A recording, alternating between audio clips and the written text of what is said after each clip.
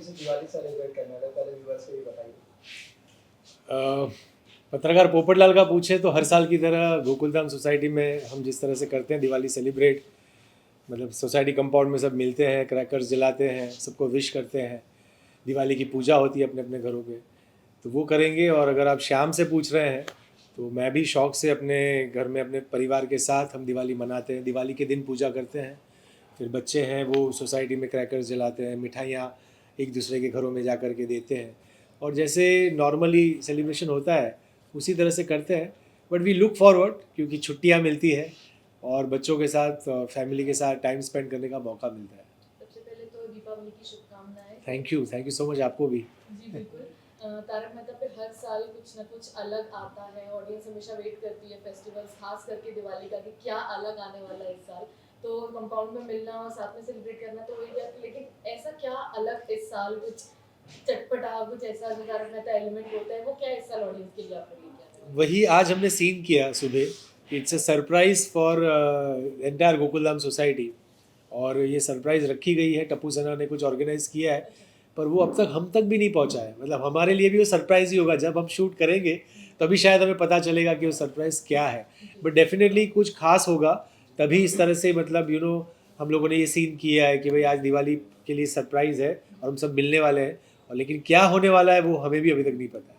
Surprise के अलावा दया भाभी इतने सालों से आपके साथ सेलिब्रेट करती रहती, बट अभी वो नहीं है, तो कितनी उनकी कमी खलती है जब से उन्होंने शो छोड़ा है। ऑडियंस को तो हमेशा से ही खलती है, लेकिन फेस्टिवल्स के टाइम पे अपनों की कमी ज़्यादा महसूस होती है, तो कितनी आपको लगता है कि काश वो आज होते। ऑब्वियसली हम लोगों को सबको यही लगता है, बिकॉज पोपटलाल और दया भाभी का रिश्ता भी एक अलग रिश्ता था।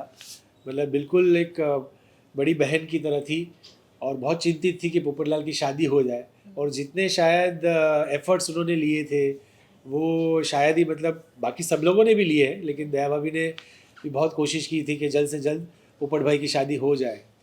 तो डेफिनेटली उनको मिस करते हैं, याद करते हैं, और ईश्वर से प्रार्थना करते हैं कि जल्द से जल्द वो आ जाए वापस। पोपटलाल की शादी कब होगी, कब देखने मिलेगी शादी? ये आपने बहुत इम्पोर्टेंट सवाल पूछ लिया है, जो शायद बस अब पार्लियामेंट में डिस्कस होना बाकी है, और इसका जवाब अगर किसी के पास है तो वो सिर्फ एक आदमी के पास है, उनका नाम है आसिफ भाई मोदी। आप उनसे पूछेंगे तो वो बता पाएंगे कि पोपटलाल की शादी कब होगी। लेकिन सवाल जायज़ है, अगर ऑडियंस की दृष्टि से पूछा जाए तो कि अब हो जानी चाहिए, या कब होगी ये नहीं पता, लेकिन हो जाएगी और बहुत जल्द होगी। और उससे एक नया रंग शो में आएगा, लोगों को नए मतलब मज़ा आएगा, एक अलग तरह का एक केमिस्ट्री डेवलप होगा। लेकिन अगर आपका ये सवाल है कि कब होगी, तो इसका जवाब सिर्फ आसिफ भाई दे सकते हैं। इससे पहले हमने आसिफ सर से भी यही सवाल किया था कि 18 सालों से हम लोग अलग अलग चीज़ें देखते आए हैं, यूनिक चीज़ें देखते हैं, बट एक चीज़ कॉमन रह गई है, वो है पोपट जी की शादी, जो कि हर बार होते होते रह जाती है। बट इस बार क्या कुछ होने वाला है? तो उन्होंने कहा जरूर होगी, और पोपट लाल की भी शादी होगी, हम उनका भी परिवार बसाएंगे। बट मैं आपसे जानना चाहूंगी, एज पोपट लाल कि कैसी लड़की चाहिए उनको, कैसी फ्यूचर वाइफ देखते हैं अपने शो? अब 18 साल के बाद अगर ये सवाल पूछेंगे तो मैं ये कहूँगा सिर्फ लड़की चाहिए। कैसी, कहाँ से, वो नहीं, लड़की चाहिए। तो but on a lighter note, पहले भी हमारे सीन्स भी गए हैं, और मैं कहते भी आया हूँ कि हमारी गोकुलधाम सोसाइटी की जो बाकी बहनें हैं, जो भाभियाँ हैं, उन सब में कुछ ना कुछ यूनिक क्वालिटीज़ हैं। तो उन सारों की सबकी जो यूनिक क्वालिटीज़ हैं वो ऐसी एक लड़की में हो। और हमारी जो बहनें हैं उनके साथ जैसे दूध में शक्कर घुल जाती है, मिल जाती है, वैसे मिल जाए, हमारी सोसाइटी का एक हिस्सा बन जाए, परिवार का हिस्सा बन जाए, और पोपटलाल के बेरंग जीवन में खुशियों का रंग भर दे, बस ऐसी हो पत्नी। बट सर मेरा एक और सवाल आपसे रहेगा, 18 साल से अगर इस शो में हम देखते हैं, बहुत ऐसे आर्टिस्ट हैं जो फर्स्ट एपिसोड से लेके अब तक बने हुए हैं, उसमें से आप भी हो। इन 18 सालों में कितना अलग अब दिवाली होने वाला है, और अब किस तरीके से ऑडियंस का प्यार मिलता है, क्योंकि 18 साल से शो चलना और रन करना और टीआरपी नंबर 1 पे रहना बहुत डिफिकल्टीज होती है, बहुत सारे अप्स एंड डाउन्स आए, चीज़ें बहुत सारी फेट हुई कि ऐसा हो रहा है। बट आप सीजन 1 से लेके अब तक हैं, तो क्या कुछ यूनिक देखने को मिला, और अब इस दिवाली में क्या कुछ अलग होने वाला है? बहुत अच्छा सवाल पूछा है आपने। मतलब ऑब्वियसली 18 साल की जो जर्नी होती है वो, उसमें बहुत सारे फेजेस होते हैं। जब शो शुरू हुआ था, फिर शो एक पायदान पर था, तो पूरी एक जर्नी रही है, उसमें बहुत अप्स एंड डाउन्स आए हैं, उतार चढ़ाव आए हैं। बट हमने इस शो से शायद वही सीखा है कि हंसते हंसते हर इशू को रिजॉल्व कर देना, या जैसे हम जो शो का हमारा ऑब्जेक्टिव है, जो गोल है, वो शायद हम पात्रों का भी है और शो का भी है।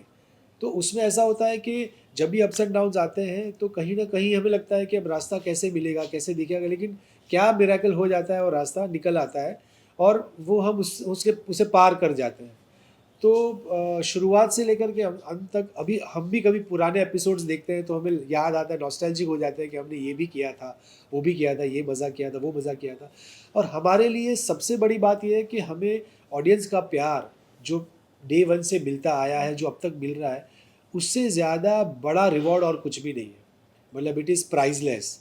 और हम शायद सब लोग मिलकर जिस रिस्पॉन्सिबिलिटी के साथ हम शो कर रहे हैं, उसके पीछे भी अभी मकसद ये है कि बाकी सारी चीज़ें हैं, बट उसके अलावा ये एक जिम्मेदारी है कि ऑडियंस का जो हमें प्यार मिला है, उनके चेहरे पे जो 8:30 से 9 बजे तक मुस्कुराहट आती है, हमें उसे बरकरार रखनी है। क्योंकि कई बार ऐसा होता है कि ऑडियंस जब हमें सेट पे मिलती है या लाइव ऑडियंस मिलती है और उनके अपने पर्सनल किस्से बताते हैं। अभी पिछले दिनों की बात है, मैं किसी से मिला तो उन्होंने कहा कि वो जो हस्बैंड थे वो कह रहे थे कि my wife was in depression, complete depression Covid के टाइम पे, और सिर्फ आपके शो ने उसे ज़िंदा रखा है। इससे बड़ा रिवॉर्ड क्या हो सकता है कि सिर्फ आपके शो की वजह से वो बची है। She has come back. सुबह 5:30 बजे से लेके आपका शो चलता है। कोविड में रामायण और तारक मेहता का उल्टा चश्मा मैक्सिमम वॉच्ड शो था। कई बार ऐसा होता है कि कोई टर्मिनल इलनेस का पेशेंट आता है, उसकी कोई बच्चा आता है, उसकी मदर आती है, या मेक ए विश फाउंडेशन से कोई आता है और कहते हैं कि हमने उनसे पूछा कि आपकी विश क्या है, तो उनका बस ये था कि हमें तारक मेहता का उल्टा चश्मा के सेट पे जाना है और वहाँ के सारे किरदारों से मिलना है, टीम से मिलना है। अभी कल परसों किसी बच्चे का 4 साल का बच्चा है, तो उसकी जो बुआ या मौसी है, उनका किसी कांटेक्ट के थ्रू उन्होंने मुझे कांटेक्ट किया था, और बस उनकी एक ही ख्वाहिश थी कि आप एक बार उससे बात कर लीजिए वीडियो कॉल पे। क्योंकि उसका ऐसा था कि मुझे सपने में आते हैं, मतलब कैरेक्टर्स के पोपट अंकल आए थे और उन्होंने मुझे बर्थडे विश किया, तो उनका ऐसा था कि हम लाइव तुझे इनसे मिलवा देते हैं। तो ये जब सब होता है तो हमें लगता है कि ये ईश्वर के आशीर्वाद से, मतलब उसके अलावा और क्या है। काम तो सभी कर रहे हैं, एक्टिंग तो सभी कर रहे हैं, शोज़ भी बहुत सारे हैं, लेकिन ये जो प्यार है जो हमें ऑडियंस का मिला, वो हमें अंदर से और शक्ति देता है कि चाहे कितने भी तूफान आ जाएंगे, हमें इससे लड़ना है, इससे जूझना है, और इसी तरह से ऑडियंस के चेहरों पे मुस्कुराहट को बरकरार रखना है। सर आपसे जानना चाहिए, आप जो मतलब 18 सालों से पत्रकार का किरदार निभाते हुए आ रहे, 3 बार गोल्डन ग्लोब अवार्ड मिल चुका है, अपने किरदार को लेके आपने क्या कुछ सीखा? क्योंकि हर किरदार जो है हमें एक रिस्पॉन्सिबिलिटी देता है, एज ए रिपोर्टर ये बहुत बड़ी रिस्पॉन्सिबिलिटी आपको शो में दी गई है, और आपने बहुत सारे स्टिंग ऑपरेशन किए जो मतलब लोगों को सोशल मैसेजेस वगैरह देते हैं। इस चीज़ को लेकर आप क्या कुछ कहना चाहेंगे? बहुत अच्छा कैरेक्टर मुझे मिला है, क्योंकि मेरी जो पर्सनल लाइफ है, मतलब Shyam as a person is completely different from पत्रकार Popatlal. Both are poles apart. अगर श्याम नॉर्थ पोल है तो पत्रकार पोपटलाल साउथ पोल है। मतलब मैं सॉफ्ट हूँ, मृदुभाषी हूँ, मतलब मेरी पर्सनालिटी, जो भी कोई मुझे मिलता है तो कहता है कि आप अपने कैरेक्टर से तो कम्प्लीटली डिफरेंट है। लेकिन पोपटलाल के दिन की शुरुआत ही होती है दूध वाले से लड़ने से, अखबार वाले से लड़ने से। पूरा दिन सोसाइटी में दुनिया हिला दूंगा, ये कैंसिल वो कैंसिल करते रहता है। तो we are completely poles apart. So I enjoy playing this character because I'm playing somebody whom I'm not.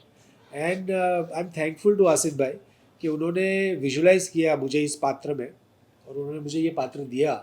और जब शुरुआती दौर में जब ये कैरेक्टर डेवलप भी हो रहा था तो ओरिजिनल लिटरेचर में जो पत्रकार पोपटलाल का कैरेक्टर है वो, उसमें कुछ ऐसे चीज़ें थी जो हम टेलीविज़न में नहीं दिखाना चाहते थे, क्योंकि बच्चे बहुत बड़ी ऑडियंस है। तो हमारे लिए वो भी एक रिस्पॉन्सिबिलिटी थी कि हम उन चीज़ों का ध्यान रखें ताकि बच्चों को भी मज़ा आए, ये कैरेक्टर लवेबल बने और सब लोग पोपट अंकल से प्यार करें, तो उनको वो अच्छा लगे। तो हमने उनके मैनरिज़म्स की कुछ चीज़ें ली हैं जो we try to work that out, ताकि लोगों को मतलब उससे प्यार होने लगे कि भाई ये बड़बोला है, ये ब्लंट है, ये सारी चीज़ें हैं, बट दिल का अच्छा है, साफ़ है। तो ये मतलब एक वजह थी कि हम लोगों ने उनके सारे वो नुआंसेस को लेकर के इस कैरेक्टर को डेवलप किया। and I completely enjoy playing this character. अगली दिवाली पे क्या कुछ नया ट्विस्ट देखने सर मिलेगा? एक लास्ट क्वेश्चन, हाँ। मतलब आपकी और चकोरी की जो जोड़ी थी, मतलब जो एक एपिसोड में दिखाई गई थी, आप लोग की कुछ एपिसोड्स में लगातार चकोरी जी थी, आपकी जोड़ी को लोगों ने बहुत ज़्यादा पसंद किया था। ऐसे हमें मतलब कमेंट्स वगैरह भी आते जब इसके न्यूज़ वगैरह डाल रहे थे कि भाई इनको परमानेंट कर दो, इन जोड़ी को एक्टिव कर दो, तो क्या कुछ कहना चाहिए अगर ऐसा कभी अपॉर्चुनिटी मिलती है कि ऐसा वाइफ चकोरी आपके लाइफ में आने वापस? नहीं, ये तो उन्होंने शो में हमने दिखा दिया है ना कि उसकी शादी हो चुकी है। अच्छा, हाँ, एंड में हमने क्लाइमैक्स में ये दिखा दिया था कि वो भूतनी का ये कर रही थी, बट जो रियल जब चकोरी ये पता चल जाता है कि वो कौन है, तो उसमें ये रिवील हो जाता है। अगर उसकी शादी नहीं हुई होती तो शायद मिसेस पोपटलाल बन जाती, पर उसकी शादी हो चुकी है, तो अब तो वो चांस गया। तो सर लास्टली क्या कुछ ऑडियंस को दिवाली विशेष करना चाहेंगे? मैं आप सबके माध्यम से सबसे पहले आप सबको दिवाली की बहुत बहुत शुभकामनाएं, और आप सबके माध्यम से यही कहना चाहूँगा हमारी ऑडियंस को कि दिवाली एक ऐसा पर्व है जो हम अपने परिवार के साथ मनाते हैं। कोशिश कीजिएगा कि आपके घर में अगर बच्चे हो तो उनके साथ, और अगर बड़े बुज़ुर्ग हो तो उनके साथ आप इस दिवाली मनाइएगा। सब साथ में मिल करके सेलिब्रेट कीजिएगा, चाहे वो खाना खाना हो, मिठाई डिस्ट्रीब्यूट करना हो, या पटाखे जलाना हो। और अगर पटाखे जलाए तो बच्चों से ये खास हिदायत है कि आप बहुत सेफली पटाखों को जलाइएगा ताकि आपको कोई नुकसान ना हो। और इसी तरह से ये मोमेंट्स होते हैं कि जब जब पूरी फैमिली एक साथ आती है, एक बॉन्डिंग क्रिएट होती है, और ये खुशी वैसी खुशी है जो हम सालों सालों तक चेरिश करते हैं। तो ऑन मतलब on the behalf of our entire team, और ख़ास तौर से मेरी ओर से, मतलब श्याम पाठक और पत्रकार पोपटलाल की ओर से, आप सबको दिवाली की बहुत बहुत शुभकामनाएं।